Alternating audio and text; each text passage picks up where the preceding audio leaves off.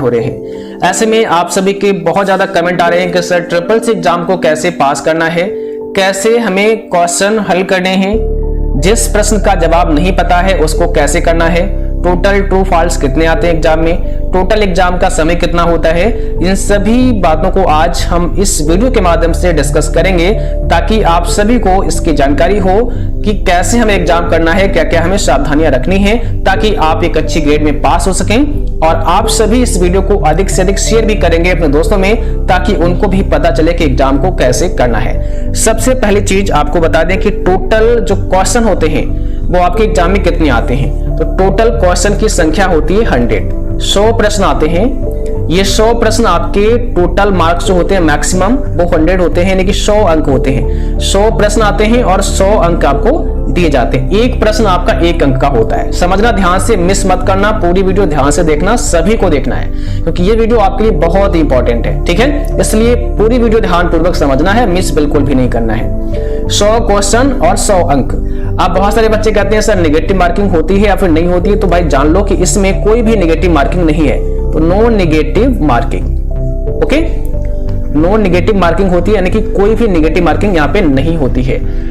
एक चीज और आपको ध्यान रखनी है, अब बच्चे पूछते हैं कि सर ट्रू फॉल्स कितने आते हैं, तो आपको बता दें जो ट्रू फॉल्स होते हैं वो लगभग आपके एग्जाम में 20 से लेकर के 40 तक आ सकते हैं, मैक्सिमम बता रहे हैं हम आपको।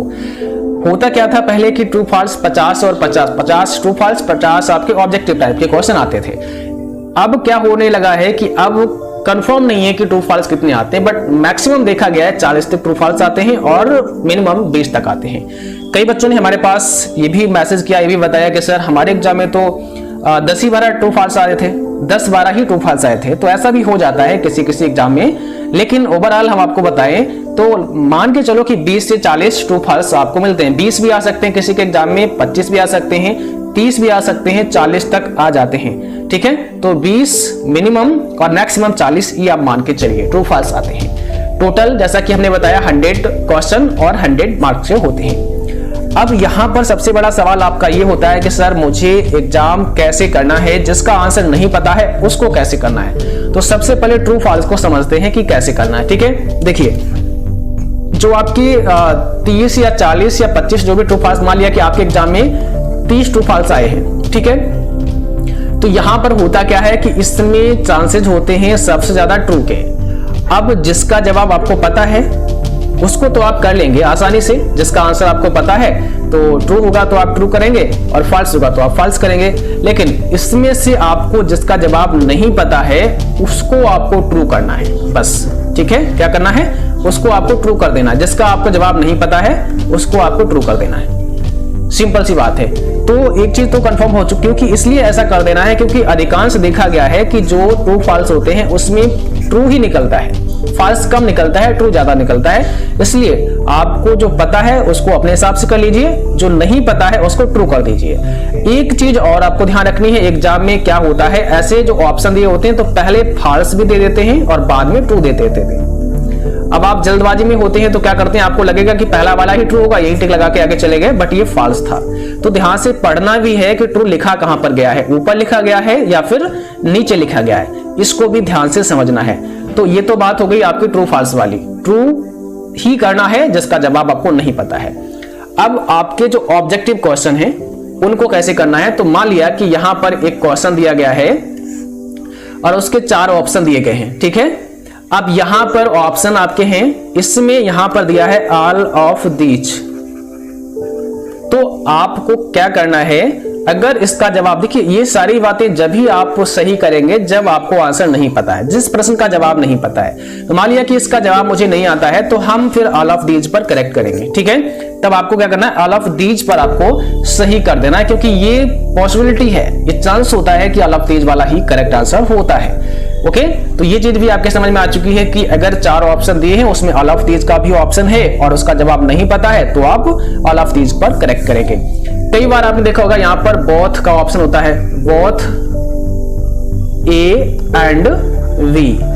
अब अगर बोथ ए एंड बी दिया है, जैसे ऊपर एक ऑप्शन यहाँ पे दिया है, फिर एक ऑप्शन बी में दिया है और सी में लिख दिया है बोथ ए एंड बी, तो अगर नहीं पता है तो इसका भी चांस होता है सही होने का। तो अगर आपको जवाब नहीं पता है तब आप इसको भी सही कर सकते हैं। जवाब पता है तो बहुत अच्छी बात है, अपना आराम से कर लेंगे, फिर तो आपको दिक्कत ही नहीं होगी, आराम से आप कर लेंगे, है ना।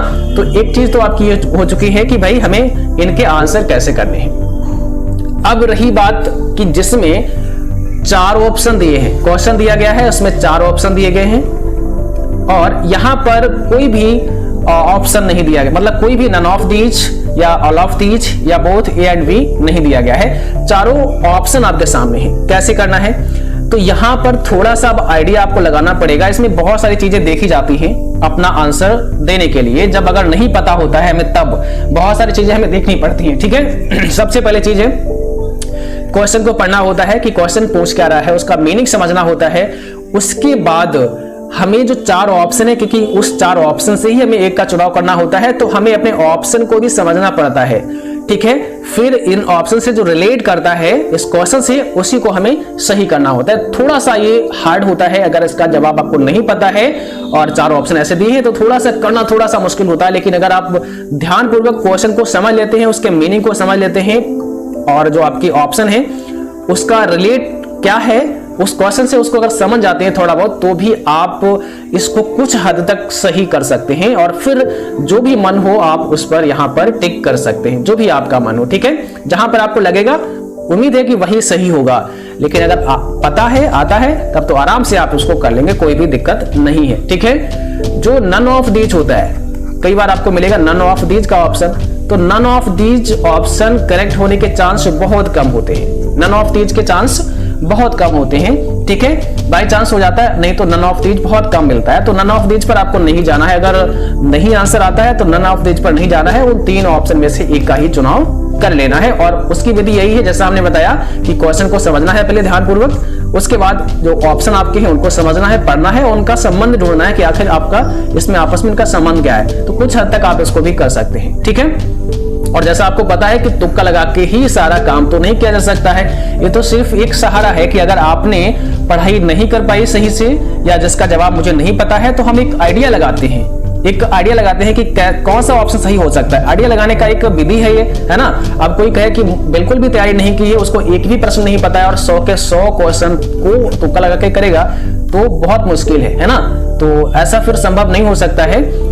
और जब आपने तैयारी की होती है, मेहनत से पढ़ाई की होती है, उसके बाद भी अगर कोई क्वेश्चन आपको नहीं आता है, तब आप जिसका जवाब नहीं पता है उसको आइडिया लगा सकते हैं कि कौन सा सही हो सकता है। और एक सही विधि भी है, लगाना भी चाहिए, जिसका विकल्प हमारे सामने है। तो हमें अगर नहीं आता है तो हम सोच करके, समझ करके उसका जवाब दे सकते हैं कि हाँ भाई ये वाला करेक्ट हो सकता है, तो ठीक है। चलिए, ये चीज हो गई। अब देखिए, यहां पर एक और चीज आपको जान लेना जरूरी है कि एग्जाम को, जो एग्जाम में क्वेश्चन आपके सामने होता है, उसके लिए आपको 30 सेकेंड का समय दिया जाता है। 30 सेकेंड। पहला क्वेश्चन आपके स्क्रीन पर दिख रहा है, आपको 4 ऑप्शन यहां पे दिख रहे हैं। इसको पढ़ने और समझने के लिए 30 सेकेंड का समय है। 30 सेकेंड से पहले आप इस क्वेश्चन को नहीं कर सकते, इसको समझना ध्यान से।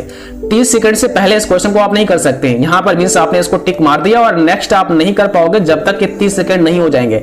ये 30 सेकेंड इसीलिए आपको दिए जाते हैं ताकि पूरे प्रश्न को अच्छे से पढ़िए, 2 बार पढ़िए, समझिए, फिर आप यहां पे टिक करिए और आगे बढ़िए, ठीक है।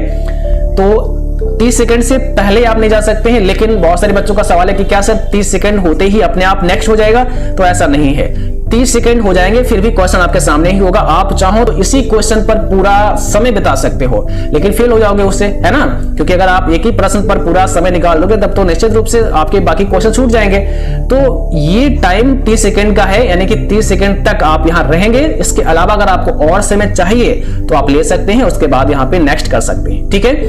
एक और चीज आपको ध्यान रखनी है, आपको एक तरफ से ही सारे प्रश्नों को करते जाना है। जो भी आपको समझ में आया उसको पढ़ा, टिक मारा और आगे बढ़े। पढ़ा, समझा, जो सही लगा उसको किया और आगे बढ़े, ठीक है। 4 ऑप्शन होते हैं और पेपर जो होता है आपका वो हिंदी और इंग्लिश दोनों लैंग्वेज में होता है। इस बार बहुत बार देखा गया है बहुत सारे सेंटर्स पर कि वहां पे क्या हुआ, जो एग्जाम था वो केवल इंग्लिश में हुआ, हिंदी में नहीं हुआ। मतलब हिंदी में आ रहा था क्वेश्चन, बट वहां पे डॉट डॉट बने थे, वहां पे कुछ एरर आ रहा था। तो ये कुछ कमी थी वहां पर, जो कि एरर आ रहा था। बहुत सारे बच्चों के सामने दोनों लैंग्वेज में पेपर आया, बट बहुत सारे बच्चों में एरर आया। तो ऐसा भी हो गया था पिछली बार, बट इस बार शायद ऐसा ना हो, ठीक है, उसको ठीक किया गया हो। तो यहाँ पर दोनों लैंग्वेज में प्रश्न होता है। उसके बाद यहाँ पर आपको एक प्लेट ऐसी मिलेगी जिसमें A B C D करके लिखा होगा। और यहीं पर आपको अपना आंसर टिक करना होता है, उसके बाद नेक्स्ट करना होता है। ठीक है, आपको यहाँ पे टाइम भी दिखेगा, आपका अपना फोटो भी दिखेगा। ठीक है, टाइम आपको पता है कि 90 मिनट का मिलता है, 90 मिनट यानी कि 1.5 घंटे का समय रहता है आपको अपने एग्जाम को करने के लिए। तो ये कुछ था, बहुत ही आसानी से आप एग्जाम को कर सकते हैं। इसके बाद जब पूरा पेपर हो जाए आपका, तब आपको लास्ट में क्या करना है, एग्जाम को फिनिश कर देना है। और वहां पर जो भी हो टीचर्स, उनसे आपको पूछना जरूर है। अगर कोई भी आपको वहां पर कुछ नहीं पता होता है, कुछ समझ में नहीं आ रहा है, अगर कैसे करना है, क्या करना है, तो आप जरूर पूछें। ठीक है, वहां पर टीचर को बुलाएं, उससे बात करें, उससे पूछें कि मुझे कैसे करना है। अपने आप ज्यादा कुछ ना करें, क्योंकि हो सकता है फिर आपको प्रॉब्लम हो जाए। तो बिना पूछे कोई भी काम ना करें, आपको पूछ लेना है वहां पर। ठीक है, इसलिए वहां पे टीचर होते हैं, ताकि अगर कोई दिक्कत आती है आपको तो आप उनसे जरूर पूछें। ठीक है, और जब आप जाएंगे एग्जाम को देने, तो वहां पर आपको लेकर क्या जाना है, तो अपना आपको आधार कार्ड लेके जाना है, ध्यानपूर्वक रखना है आधार कार्ड। ठीक है, साथ में आपका जो एडमिट कार्ड है उसको लेके जाना है। आधार और एडमिट कार्ड को आपको लेके जाना है अपने एग्जाम सेंटर पर।